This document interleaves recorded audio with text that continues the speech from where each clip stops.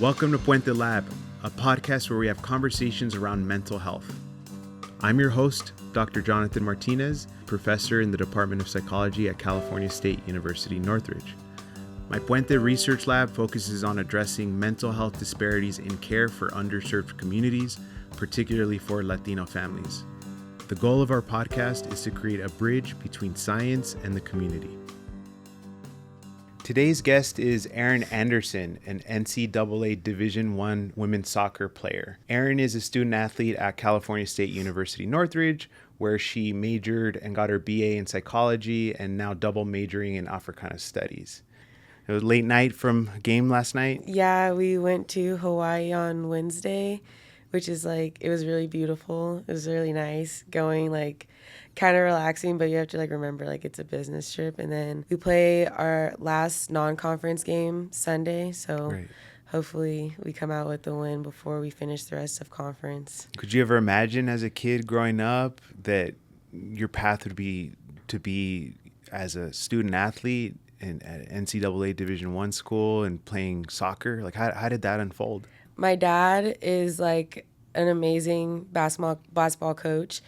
My dad's dad, my papa, he was a great basketball coach as well. He coached Lisa Leslie and many other amazing women's basketball players. And then my dad, he coached a lot of women's basketball players as well, and just changed the world of women's basketball, in my opinion. So I'll make sure I give him his credit. He's that guy. But yeah, I kind of started a little late for club soccer growing up too. I think I started at 10 years old. Usually kids start a little bit younger, just so you could develop a little bit more with technical stuff and everything, playing wise. In high school, I was recruited by Cal State Northridge, and as a forward, and I play defense now. So I was recruited to Cal State Northridge by the old coach that was here. At first I was okay, I'll come here. It was my first offer and everything too. And I was oh, I would love to come here. It's not far, I'm close to home. And then Arizona State offered me in their Pac-12 school. So I'm okay, I don't want to pass up this opportunity. Not trying to degrade Big West or anything. It's just kind of Power 5 school. And I'm okay, I got to go there. Right. I'll never get this opportunity again. So I decided to go there, and I was just kind of I loved it. I had so much fun, just being there. I think being on my own, pretty much. It was my opportunity to have the real college life, I would say. And being away from my parents. At first I was oh, this is great. I'm away, I have my freedom. But then I was okay, I kind of miss home a lot. My sophomore year, so COVID happened, and it came out obviously it came out of nowhere. I think it shocked everybody, obviously. Right. So I went back home, which was it was nice, but then I'm okay, I'm around my family, and I don't have my own room, my own bathroom. I'm with my sister. She's across the hall from me again. My friend from Arizona State, she's ended up staying with me longer than we actually expected, because we were just expecting to be there for 2 weeks. Right. And then all of a sudden it's 2 months. So it was just crowded, and I was okay, I just want my own space. So then I ended up going back to ASU. A lot of the Pac-12 schools, it depended on what state you were in. So if you were in California, for Stanford and Berkeley, I know they were in UCLA. I know, or USC too. Sorry, there's a lot of schools out here. They weren't able to have as much freedom during COVID as we were. So when I went back to Arizona, we were able to go lift and practice still, but we had to wear masks and then do all the protocols and stuff, obviously. So I was yeah, I'll go back. I want to just be by myself and just do my own thing. So I ended up going back there, and that summer 2020, I went through a lot of stuff, life-changing stuff, I would say, as a woman too. I got sexually assaulted, so that was a big thing for me, especially just mentally and emotionally. I feel it changed me as a person, obviously, and I was just kind of lost, I would say. So during that time, you know, like there's like investigations and like all that stuff. I was going through a lot like mentally, and like I just wasn't there, I would say. Right. So like and obviously like my family's not there, so they were coming to visit and everything, and my dad, like, he travels for basketball a lot, so during that time he came to Arizona to visit me and everything, and he was just kind of like, you know, hey, like, if you need to come home, like, we could come home and reset. And Right. during that time, like, I'm trying to, like, you know, push through because I grew up like that. Like, don't make any excuses. And, like, school started going down for me. Like, me just as a person, like, it just started going down. I was just like, okay, like, I need to go home. I think that was, like, a good opportunity for me to, like, enter the portal, reset. I wasn't playing at ASU, so although it was a great experience, I learned a lot, like, soccer wise, and like being around like amazing like other like athletes and everything. I didn't have the goal that like I wanted, which was like I wanted to play D1 soccer. Right. And be able to be like, yeah, I played against like these girls and everything. I didn't want to like be on the side and like obviously like I want to cheer my team on. Like, don't get me wrong, like I'll cheer my team on and everything all day, but I want to be in the action, like, Right. and everything, and show like what I'm capable of doing. So yeah, that's what kind of brought me back here. When I entered the portal, I had like a lot of great options. Obviously, like a lot of coaches are like, you know, they look at the school part too to make sure like, okay, like, let me make sure like she's not messing around and like her head's not in other places, because like the academic part, it's student athletes, so like you got to make sure like academically you're great and you're doing good, and representing your program good, like in the classroom too. So I know like one school was just kind of like, hey, like, you know, we can't take you just because like your grades aren't that good. And I'm like, okay, I get it, like I can't even be mad at you, like Right. I totally understand. But this coach, he did everything to get me here. And I'm like, okay, like, and then he makes sure, like, I know him and my dad, I think they had a conversation about what I had been through at ASU, like what I had, like everything I'd gone through. And at first I wasn't going to tell anyone. I didn't even, like when the whole thing actually happened to me, I didn't want to tell anyone. I just kind of like was like in my own little bubble, Right. like just like quiet. So my dad talked to him about it, and he would even check up on me, make sure I was okay. Like, and that meant the world to me, because it's like, I feel like I didn't have that a lot. And like hearing it from like a coach and like him actually understanding like, okay, like this kid went through a lot. Like, she's not just, you know, out partying and stuff, like, cause Right. ASU, like, is a big party school. So I wasn't like out doing that. It's not like I was distracted. It was generally just cause like a mind fog, in my opinion. So Just the transition from you know, being a high school student to then going off to college, that alone's a lot. On top of that, you're a student athlete, all the pressures there. On top of that, COVID, yeah. and like all of the protocols and start and stop of like being able to participate in the things that you enjoy, which even like cause you to have to go back home, you know, during a period of time. And then like sexual assault. Yeah. Like, that's awful. Like that's terrible. It's like, you know, one, like all of these It things was in like isolation are a one lot. thing after another. Yeah. I was like, I cannot catch a break right now. Well, I mean, it's no surprise to me why someone would then, like you said, be struggling like mentally and seeing about it, and then maybe not wanting to talk to others about it, or maybe thinking of like, oh, I just need to figure this out on my own. Whereas Yeah. like, fortunately, you had a support system that was like, no, like, other people should maybe be aware and know that you are a good student. Like, this is the reason why it's impacting your grades and why maybe you weren't able to perform academically. I mean, all of those things kind of compact and interact Yeah. to then make it difficult to be a student athlete. And one thing I definitely one thing I can say that I took out of that whole experience, I don't want to call it experience, but like situation, I guess.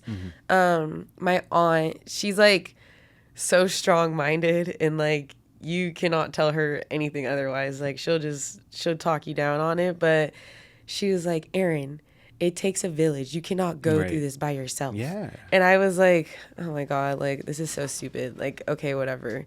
And she's like, I'm serious, Erin. Like you need us. Like, we need you. Like, we all need to be there for you to get you back up to like you've been through something like traumatizing. And at first I kind of like talked down on it. I was like, oh yeah, like this happened, like whatever. And my mom's like, you do realize like this is what actually happened. Like this is what you went through. Right. And I was like, I think I was in shock still, honestly, like after I went through all that. But I was just kind of like, oh, okay. Like it was just like a really like big roller coaster. And I didn't realize, like after I went through everything, I was like, yeah, like my aunt's right. Like it does take a village. And I do appreciate like all of them for that. Cause like without them like coming out there to visit me and like see me and like get me through like that whole situation, like I don't know what I would have done. So yeah, and you know, student athletes are like a particular population where you want to make sure that their mental health needs are being addressed, because they're pushed and pulled in so many directions. yeah. And you know, I've done work with student athletes and learning, like they have their training schedule and their practice schedule, Oh my and then God, their yeah. game schedule and game. I mean, you just got back from Hawaii last night at like 1 a.m. Right? Yeah. And then on top of that, you're also a student and Yeah. a full-time student, and you Yeah. have your classes to take care of, and making sure that you're going to study hall and completing hours, and then there's also events and other things that sometimes to position you to publicize and, you know, more notoriety around the sport. And Right. how has that been with just being pushed and pulled in so many directions? At ASU, it was kind of like my schedule was like, I feel like it wasn't like as demanding. It was demanding, obviously, but like here, I feel like I'm doing a lot more, and a lot more is on my plate than it was there. There it was like school, soccer, and then go home and like do homework, obviously. Right. But here, I feel like I'm doing a lot more. I work too, like, but at school, like with like the event staff and everything. So like around sports. This year we're doing practice from like 10 to 12. Right. And then like after that, go to class, do like homework, go to study hall, meet with like your academic advisor. I know last semester, these like all my years, like at least for my first degree, I met with someone to just, and it just helped me. Like I just like to hold myself accountable by doing that.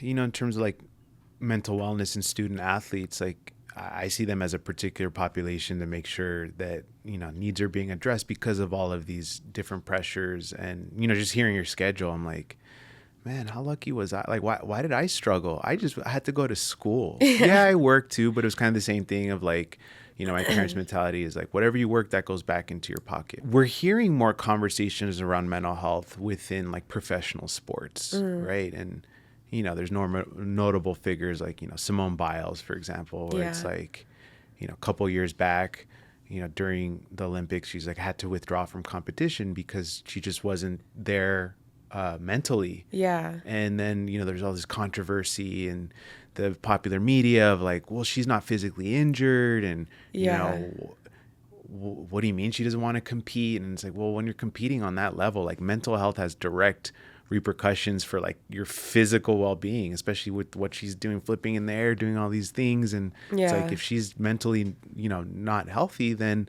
that's going to impact her ability to do well and perform well. Yeah, seriously. Do you see that in terms of like collegiate athletes and student athletes, in terms of like more conversations around mental health and the importance of it? Yeah, for sure. And it's crazy too, because I don't mean to put my mom on blast, but I definitely think when that Simone Biles, like that whole situation happened, I definitely think I remember my mom being like, well, why is she doing that? Right.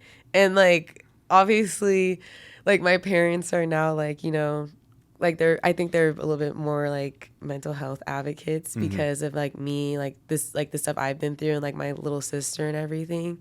In regards to mental health and everything, I am so big on like, let's go to a counselor. Like it's like so good in my opinion. I feel like it's definitely life-changing. At first because when I went through the whole situation at ASU, it was like, okay, like you have to go to a counselor. It's like mandatory. And I'm like, okay, I don't really want to do this. I think it's stupid. Right. I thought it was so dumb. Yeah. And plus it depends on who you click with too. Like you can't just go to a person and it's like, oh yeah, like we're just making the best connections. Yeah, like let me tell you everything about yeah, my like personal... I'm like, I don't even know you or trust you. Like Right. my trust was like shattered with like a whole bunch of people at the time Yeah. too. So I was just kind of like, why would I trust you? I just met you and you want me to like tell you all my feelings? Like, no. And plus, like for me, feelings is like gross. Like I don't want Yeah, to talk we about don't that type talk- of stuff. yeah. I think I went through like 3 or 4 counselors and I didn't want to talk to any of them. And then I just gave up. I was like, yeah, no, I'm just not going to do this. So I moved back home. And when I got here, I tried to go to one more. And then I was like, no, that's canceled. So then I went to practice one day at the beginning of this year. I think it was like in February. And my coach was just kind of like, she saw like something was wrong with me. And I remember like waking up like in the morning, sometimes like I would just start crying like out of nowhere. And my anxiety was like really bad. And like to where I just like, it just took over. And I was like, I don't even know why I'm crying. Like I can't even control it. And then even to the point where it's like I'm on the field crying. And that's supposed to be like your escape, like your sport. Right. A lot of athletes I know, like this is their escape. And that like soccer was mine. Like I have fun with it. And then I got to the point where it was like, okay, I'm not even having fun. I ended up talking to my mom about it too. Just like telling her more things that I've been through. Like even after moving back at home, like other experiences and like situations I've been through. And she was just kind of like, yeah, like let's go talk to someone. Let's not avoid this anymore. Because I'm big on avoiding too. Like I will just be like, oh, skirt. Like I'll go this way if this means I'm going to be happy. And I went in and talked to someone and it was like the best situation like I could have put myself in. I feel like it changed me overall as a person, even like playing on the field and like because it definitely affects like your mental affects like everything you do physically. Right. And, you know, there's a couple of things I want to unpack because you were mentioning like sports culture, right? So, like I was hearing like just these different intersections of these kind of cultural identities of sorts that might deter people from talking about wellness. And you're right. Like within sports, a lot of times like the expectation is to no excuses, you tough it out. You know, you don't want to take breaks or anything because that might have direct repercussions on playing time or your coach's trust in you. And then you also mentioned just being from the Black community too. Yeah. And maybe there being a tendency to not showing a sign, you know, weakness and, you know, not reaching out for help and figuring out and toughing it out. And, you know, sometimes that can create situations where people might not want to reach out and ask for help. But it also sounds like you had a nice support system as well with your family and also with your coaches too, to say like, hey, Erin, maybe you probably could use like some help with a professional and talking with them. Yeah. How is that? Because that was a very brave decision to then say, okay, like, let me go and see what's going on. How was that for you? For me, it was kind of like jumping off the diving board into the deep end, like as like a 4-year-old. It was really like scary because I was like, okay, this is not going to work. Like, and I don't know if other people have done this, but at least I do it. When I go in, I kind of give my counselor a hard time at first to see if they can last with me. Right. And then she did a test with me. It was like the PTSD test. And I was like, yeah, right. PTSD, like I don't have that. And I'm like, because I'm thinking like only people who go off to war have that, like, you know? And so we did it. And like the baseline, I think is like 32 of like if you have it or not. Like, so if you're below that, then you don't have, well, you do have a little bit of it, but it's like not as like severe. If it's above that, then it's like, okay, like you you definitely have it. Like you should talk about stuff and like see a person or whatever. So my first like score and I just graduated from like, I call it graduating, but like I just graduated from like going to see her, so I don't go to her anymore now. But in February, my first score was like 60 something. Wow. And like that's pretty high because like the base is like in 30s. So I'm like, she told me and I was like, oh, I was like, okay, well, I guess I'll keep coming to you. Like, let's schedule the next appointment. And then 4 months go by and my next one, like we did like 3. So the first one, like halfway through, and then my last one. So then my second one, it was like I think like 40 something, which is like 20 points lower than the first time. And then my last one, which I just did last week, was 17. Like at least I noticed like the shift in like how I am. And I remember I always used to be like I think it was like last year, I was like, I just want to be like how I was like when I was younger, like when I was in high school, like before I started dating guys and stuff, because that had like a effect on me, like whatever, like a lot of girls go through that, like when they meet mean guys and stuff or whatever. And before I went through that situation I went through, it was kind of like I was like, I just having fun. I'm just being Erin, being E, like being my positive self and everything.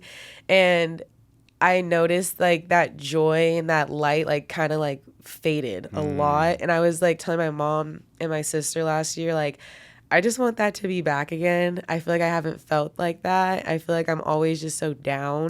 And then now this year I'm like, yay, I'm back. Like that's how I feel now. So I feel like more clear. Yeah. So No, that makes me happy to hear because, you know, that's what we know that happens with people with traumatic experiences, right? And like you said, like sometimes there's this misconception that like, you know, PTSD are people that go off to war and they've gone through this particular trauma of almost dying. And it's like, well, no, there's also other experiences that are traumatic, like sexual assault, that can then develop different PTSD symptoms. Yeah. And it sounds like there was a bit of a learning curve for you of having like a mental health professional that can like give you awareness and actually track your scores and label things as trauma, because sometimes, you know, we don't have the language to know that just yet until someone else intervenes and kind of helps us there. What have you seen there in terms of like the NCAA of being able to focus on student wellness for student athletes? Have you seen a shift in that recently, or? I know, like, so like I said, like when I was at ASU, we actually had a sports psychologist come in, and I've noticed that like even here too, they did that here as well. Like we had 2 sports psychologists come in, and like every time there's like a sports psychologist that comes in, it's kind of like we do like a mental health workshop, which is great. Like they're awesome. Like I think they're cool, but I think that because of me being like a psychology major, like I said, like I like the mind. I think it's interesting. Like everybody thinks so differently, but for others, it's kind of like, okay, we have to do this mental health workshop. Yeah. This is a drag. Yeah, you have to be for an hour. Like, let's get this done. Yeah. It's great. Like, they're giving, like, a lot of information. Like, hey, if you need to go talk to this person, like, that's, like, they're here for you. Like, you could go talk. Like, we'll even give it to you for free. Which is, like, okay, cool. Like, bet. Like, this is for free. Like, let's go. Yeah. But also, it's, like, I don't think athletes take advantage of it just because it's, like I said, like, it's looked at as kind of, like weak, and like 2, it's kind of like, you know, what do I need to go here for? Like, is it actually gonna help me? Like at this point, just by my performing. NCAA, like they're doing great. Like I know they're trying their best, obviously. Like, but I think like a little more could be done. You know, maybe professional athletes or like other college athletes who were once like at the school or something like that could come and be like, hey, like, I went through this, like, you know, like say example, like I'm done with college and my coach calls me like years later and is like, hey, like Erin, I need you to come talk to my team about this. Like, I think that would be great because it's like, okay, like there here's like a example of somebody who has been through something and like they're telling you like, yeah, it works. So like it's like a visual, like they see it, like, you know what I mean? So you mentioned to me and educated me a little bit about some kind of recent NCAA collegiate athletes that you know, unfortunately ended up committing suicide. And you know, that's something that I would imagine, you know, the NCAA wants to ensure the wellness of student athletes, but sometimes in practice, like how do you go about doing that? You you don't know it until you actually go through something, or if you know somebody who goes through it. And like, for example, like Katie Myers, like anytime I saw her play, I was like, oh, she's hardcore. Like she is like, she's not playing. And I didn't know her personally. I know she played for the same club organization that I played for. And like even when she went to Stanford, I just saw her, like, I know like the NCAA tournament, like they won one year and she did like this whole thing where it's like zipping your mouth and like throwing the key away kind of. Cause like, you know, haters are gonna say stuff, they're gonna talk and everything. And she was just like so hardcore, like, but like people see that like this like view of like an athlete and they're like, oh, they're good, like they're doing so good in their sport, like they seem happy, like, you know, but that's only like a small percentage of us. It's not like you know, everything else. Like we deal with like all like the rest of our life. Like we have like other outside factors and like, you know, things affecting us too. And then like we come to like our sport to like get us like escape. And then that's only that can only do so much, in my opinion. Like eventually like that's gonna fade, and then you're gonna have to finally go talk to someone. Like athletes who have committed suicide in the NCAA, I feel like for them, like before they had done that, I think a good thing for them would have been like somebody like keep coming to them and saying like, hey, are you okay? Right. Yeah. Do you need help? Yeah. Do you need to talk to me?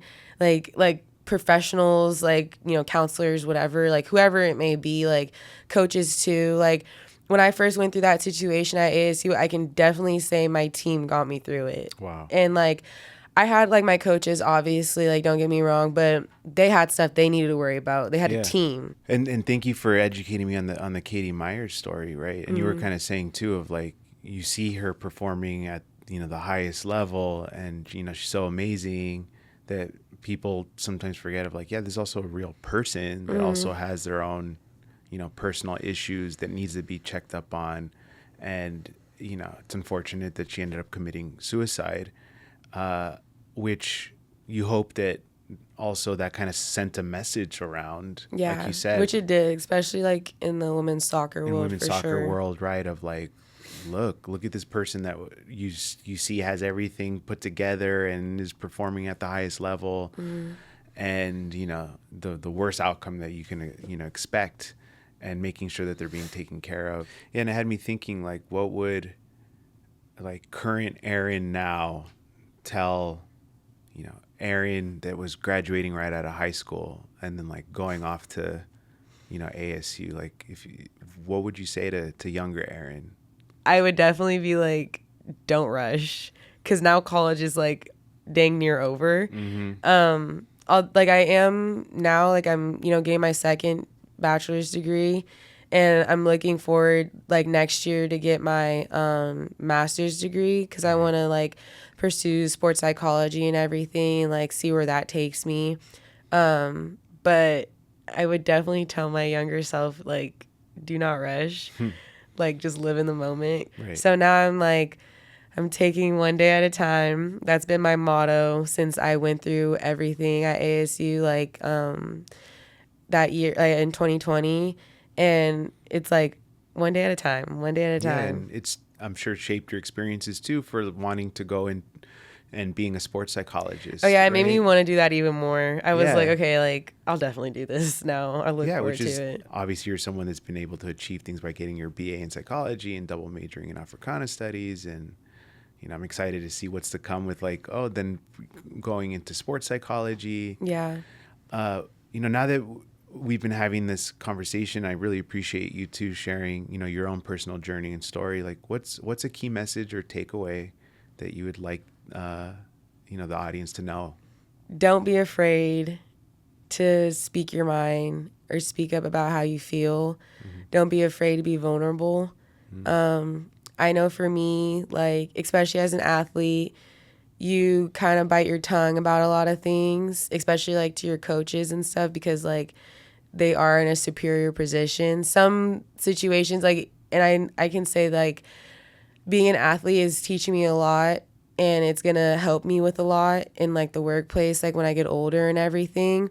And speaking your mind, like there's nothing wrong with it, because then later on you're gonna regret not doing it.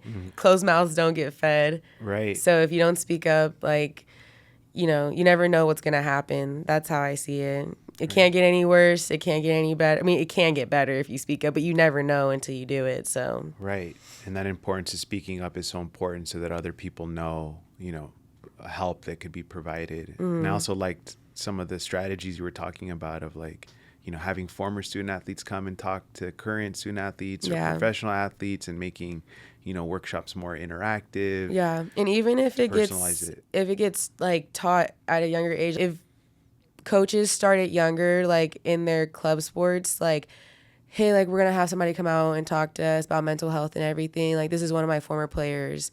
She's been through this, or like she wants to talk to you about her experience, or he. I think that'll be definitely beneficial for them, and like at least start their journey of like, okay, like this is the path I want to go on for like my mental health and everything like that. Right. Yeah. And I think that's another piece, is like the importance of coaches starting these conversations. Yeah. Thank you so much, Erin. It was really a pleasure having you and speaking with you. Yeah, thanks for having me. I know you have practice. I want to make sure we get you off to practice, in time. Thank you for joining us today. To access more mental health content and resources, please go to puentelab.com. Until next time.